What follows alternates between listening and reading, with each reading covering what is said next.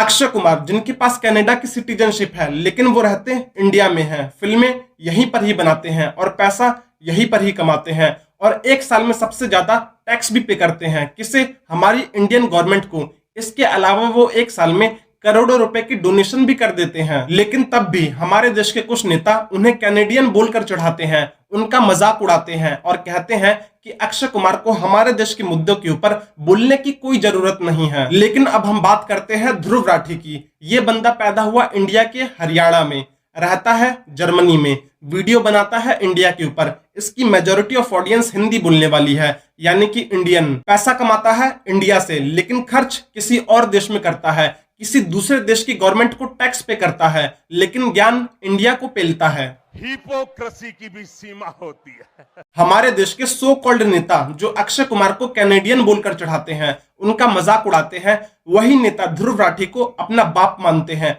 और उसकी video share करके ये बोलते हैं कि यही असली सच है, वो भी फैक्ट और इंफॉर्मेशन के साथ। मैं भी इस जगह पर वो वाला मीम लगाकर अपने देश के नेताओं से पूछना चाहता हूँ कि तुम मेरी साइड है कि उसकी साइड है? तू मेरी तरफ है कि इसकी तरफ है? मैं तो आपकी तरफ हूं। ये कौन सी तरफ? इस वीडियो में हम एक एक करके चमड़ी उधेड़ेंगे और दोगलापन भी दिखाएंगे, तो वीडियो को पूरा जरूर देखना, बहुत मजा आएगा। कितने लोगों ने इसे काउंटर करने की कोशिश करी, लेकिन ध्यान देने वाली बात यह है कि कोई भी इस पूरे 22 मिनट के वीडियो में एक भी गलती नहीं निकाल पाया। इस भाई को अपने फैक्ट और लॉजिक के ऊपर बहुत ज्यादा घमंड है। इसे लगता है कि कोई भी इसे काउंटर नहीं कर सकता, लेकिन हम करके दिखाते हैं। अब एक बड़ी खबर यह है 18 मई की कि हमारे देश के सुप्रीम कोर्ट ने भी इन फैक्ट्स को चेक किया और यही चीज कही कि जो फिल्म में दिखाया गया है वो सच नहीं है। ध्रुव के शब्दों पर ध्यान देना, उसने कहा कि जो फिल्म में दिखाया गया वो सच नहीं है, बल्कि सुप्रीम कोर्ट ने ऐसा कुछ भी नहीं कहा। सुप्रीम कोर्ट ने दो चीजें बोली। पहली कि द केरला स्टोरी फिल्म को जो 32,000 का आंकड़ा बोलकर बेचा गया, उस आंकड़े को प्रूफ करने के लिए कोई भी ऑथेंटिक डेटा अवेलेबल नहीं है। और दूसरी, फिल्म के शुरू होने से पहले आपको एक डिस्क्लेमर देना होगा जिसमें यह लिखा होगा कि ये एक फिक्शनल फिल्म है। इन दोनों ही इंसिडेंट्स में सुप्रीम कोर्ट ने ये बिल्कुल भी नहीं कहा कि द केरला स्टोरी एक झूठी और एक प्रोपोगेंडा फिल्म है और इसमें जो कुछ भी दिखाया गया वो झूठ है। अब एक बड़ी खबर यह है 18 मई की कि हमारे देश के सुप्रीम कोर्ट ने भी इन फैक्ट्स को चेक किया और यही चीज कही कि जो फिल्म में दिखाया गया है वो सच नहीं है। सुप्रीम कोर्ट ने इस फिल्म के ऊपर 2-3 बातें और कही। वो बातें ध्रुव ने अपनी वीडियो में नहीं बताई, लेकिन मैं आपको बता देता हूँ। पहली, पश्चिम बंगाल सरकार ने इस फिल्म के ऊपर जो बैन लगाया था, सुप्रीम कोर्ट ने उस बैन को हटा दिया। दूसरी, द केरला स्टोरी फिल्म ने सिनेमा घरों में रिलीज होने से पहले central board of film certification से एक सर्टिफिकेट हासिल किया था, वो भी 12 कट लगने के बाद। तो कोई भी स्टेट इस तरह से किसी फिल्म के ऊपर बैन नहीं लगा सकती, खासतौर से तब जब उसके पास सर्टिफिकेट हो। तीसरी, इस फिल्म के ऊपर बैन लगाने के लिए और इस फिल्म के सर्टिफिकेट को चैलेंज करने के लिए सुप्रीम कोर्ट में एक याचिका डाली गई। सुप्रीम कोर्ट उस याचिका के ऊपर जुलाई में सुनवाई करेगा और कोई भी सुनवाई करने से पहले सुप्रीम कोर्ट इस फिल्म को देखेगा। लेकिन ध्रुव ने अपनी वीडियो में सिर्फ उन्हीं पॉइंट्स को ऐड किया जो उसके नैरेटिव को सूट करती है, यानी कि आधी सच्चाई दिखाई और आधी छिपा ली, ताकि लोगों को मैनिपुलेट कर सके, उनका ब्रेन वॉश कर सके और सुप्रीम कोर्ट का नाम लेकर अपने आप को सच्चा साबित कर सके। अब एक बड़ी खबर यह है 18 मई की कि हमारे देश के सुप्रीम कोर्ट ने भी इन फैक्ट्स को चेक किया और यही चीज कही कि जो फिल्म में दिखाया गया है वो सच नहीं है। बहुत तेज हो रहा है, बहुत तेज हो रहा। एक जेन्युइन सा सवाल पूछना चाहता हूं, उसका जवाब जरूर देना। आप ये बताओ, आप सुप्रीम कोर्ट गए क्यों थे? आप तो फिल्म के ऊपर बैन लेने के लिए गए थे ना, लेकिन सुप्रीम कोर्ट ने क्या दिया? झुंझुना पकड़ाकर भेज दिया ना, और बंगाल में फिल्म के ऊपर जो बैन लगाया था उस बैन को भी हटा दिया। तो ये बताओ आपकी जीत हुई कहां पर? आपकी तो हार हुई। किसी बात पकड़ लिया साढ़े ऊपर। ये झूठ इतना बड़ा है कि कोई आम इंसान इसे सुनेगा तो उसे लगेगा यार 32,000 के साथ नहीं, कुछ तो सच्चाई होगी इसमें, कुछ हजार औरतों के साथ ऐसा हुआ होगा, कुछ हजार नहीं तो चलो कुछ 100 औरतों के साथ ऐसा हुआ होगा, नहीं सिर्फ 3 के साथ। अब आप में से कुछ लोग कहेंगे यार 32,000 हो या 3 हो क्या फर्क पड़ता है, कहानी तो वही है ना, इसमें प्रॉब्लम क्या है? ध्रुव राठी ने घर में बैठे बैठे ये पता लगा लिया कि ये 32,000 का आंकड़ा झूठ है, बल्कि सिर्फ 3 उंगलियों पे ध्यान देना, सिर्फ 3 लड़कियों के साथ ऐसा हुआ था। बाबा आप कहाँ थे बाबा? जल्दी जर्मनी से वापस आइए, हम आपको अजीत डोवाल की सीट पर बैठाएंगे और NIA और देश की सेंट्रल एजेंसीज का हेड भी बना देंगे। आप तो घर में बैठे बैठे ये पता लगा लेते हैं कितने लोगों का कन्वर्जन हुआ, कितने लोगों ने ISIS को ज्वाइन किया। आपको तो ये भी पता होगा कि इस समय हमारे देश में कितने आतंकवादी हैं, कितने स्लीपर सेल्स बैठे हुए हैं जिन्होंने पाकिस्तान में जाकर ट्रेनिंग ली है। आप तो बागेश्वर बाबा से भी ज्यादा चमत्कारी बाबा निकले। जल्दी जर्मनी छोड़कर वापस आइए, हमारे देश को आप जैसे युवा की जरूरत है, हम आपको पाकिस्तान भेजेंगे अपना एजेंट बनाकर। देखो भाई लोग, मेरा नाम विशाल गुप्ता है और मेरी उम्र 23 साल है और मैं ध्रुव राठी से उम्र में 5 से 6 साल छोटा हूं। लेकिन कन्वर्जन के टॉपिक के ऊपर मेरा नॉलेज ध्रुव राठी से ज्यादा है, क्योंकि मैंने अपनी आंखों के सामने 2 परिवारों को कन्वर्ट होते हुए देखा है। ध्रुव राठी को कन्वर्जन शब्द का सिर्फ मतलब पता होगा, लेकिन मैंने उस पल को जिया है। तो अगर कोई बंदा गूगल से एक आर्टिकल लाके मेरे मुंह पे मारेगा और कहेगा कि देख सिर्फ 3 लोगों का कन्वर्जन हुआ है, तब तो मुझे अपने एक्सपीरियंस की बेसिस पर उसकी चमड़ी उधेड़ देनी चाहिए। जिन 2 कन्वर्जन की मैं बात कर रहा हूं, उनमें से एक तो मेरी बुआ का और उनकी पूरी फैमिली का कन्वर्जन हुआ है, वो भी हिंदू से क्रिश्चियनिटी में, और दूसरी फैमिली मेरे घर से थोड़ी दूरी पर रहती है और उनका भी कन्वर्जन हिंदू से क्रिश्चियनिटी में हुआ है। अब हो सकता है कि कुछ लोग मेरी कही हुई बात का प्रूफ मांगे, जो कि ऑब्वियस सी बात है। इन जैसे लोगों ने जब भगवान राम को नहीं छोड़ा तो मैं क्या चीज हूं। लेकिन एक सेकंड, मैं फिर से बोलता हूं कि जिन 2 कन्वर्जन की मैं बात कर रहा हूं वो पूरी तरह से सच है। बस फर्क सिर्फ इतना है कि उनका कन्वर्जन इस्लाम में नहीं हुआ और उन्हें ISIS के लिए लड़ने के लिए नहीं भेजा।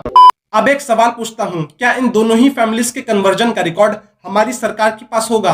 क्या इसका डेटा हमारी सेंट्रल एजेंसीज के पास होगा? तो जवाब है नहीं होगा। तो क्या इसका मतलब यह हुआ कि डेटा नहीं है तो कन्वर्जन भी नहीं हुआ होगा? सोचना जरूर।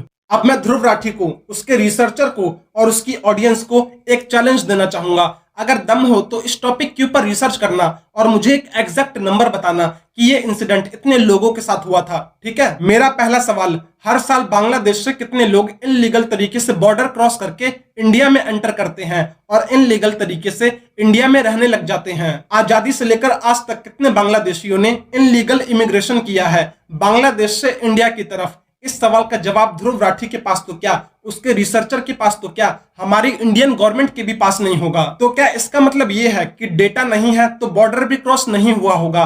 बांग्लादेश के लोग इनलीगल तरीके से इंडिया में नहीं रहते होंगे? सवाल तो मैंने पूछ लिया, लेकिन इसका जवाब आप लोग खुद ढूंढो, तभी तो पता चलेगा कितना लॉजिकल हो के सोचते हो, कितना दिमाग लगाते हो। एक और सवाल पूछता हूं, हर साल भारत से कितने लोग नेपाल के रास्ते, सऊदी अरब के रास्ते और कतर के रास्ते पाकिस्तान जाते हैं और वहां पर जाकर आतंकवादी और स्लीपर सेल्स बनने की ट्रेनिंग लेते हैं? इस सवाल का जवाब भी हमारी सरकार के पास नहीं है। तो क्या इसका मतलब यह है कि डेटा नहीं है तो हमारे देश में कोई स्लीपर सेल या फिर आतंकवादी नहीं बैठा होगा? सच्चाई तो यह है कि यह बात उस दिन पता चलेगी जब कोई आतंकवादी बॉम्ब फोड़ेगा और लोगों को मारेगा। एक एग्जाम्पल देकर समझाता हूं। अभी पिछले साल राजस्थान के उदयपुर में कन्हैया लाल की हत्या हुई थी और यह हत्या गौस मोहम्मद और रियाज नाम के 2 आतंकवादियों और स्लीपर सेल्स ने की थी और इन्होंने नेपाल के रास्ते पाकिस्तान में जाकर ट्रेनिंग ली थी।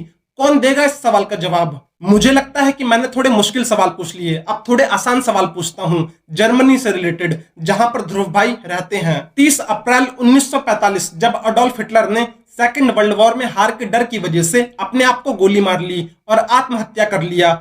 इस इंसिडेंट के बाद सोवियत आर्मी जर्मनी में घुस गई, वो भी राजधानी बर्लिन तक। सोवियत आर्मी के सिपाही इतने ज्यादा गुस्से में थे कि उन्होंने अपने गुस्से को शांत करने के लिए जर्मन महिलाओं का बहुत बड़े स्केल पर रेप करना शुरू कर दिया। सोवियत आर्मी के सिपाहियों ने 8 साल की बच्ची से लेकर 80 साल की बुजुर्ग महिला तक को नहीं छोड़ा। सेकेंड वर्ल्ड वॉर खत्म होने के बाद अमेरिकन आर्मी ने एक रिपोर्ट पब्लिश की जिसमें कहा गया कि अमेरिकन सोल्जर्स ने सिर्फ 11,040 जर्मन महिलाओं का ही रेप किया था। लेकिन ये नंबर कितना बड़ा था आप अपनी स्क्रीन पर देख सकते हैं। वो पल इमेजिन करो जब सेकेंड वर्ल्ड वॉर खत्म होने के बाद आधा यानी कि ईस्ट जर्मनी सोवियत आर्मी के कंट्रोल में चला गया और आधा यानी कि वेस्ट जर्मनी ब्रिटेन और अमेरिका के कंट्रोल में चला गया। और इन दोनों ही एरियाज में जर्मन महिलाओं के साथ बहुत ही बड़े स्केल पर रेप हुआ। लेकिन रिपोर्ट में नंबर को छोटा कर दिया गया ताकि ना तो दुनिया उंगली खड़ी कर सके और ना ही सवाल पूछ सके। ये सारी बातें घर में बैठकर और रिसर्च करके पता नहीं चलेगी ध्रुव राठी।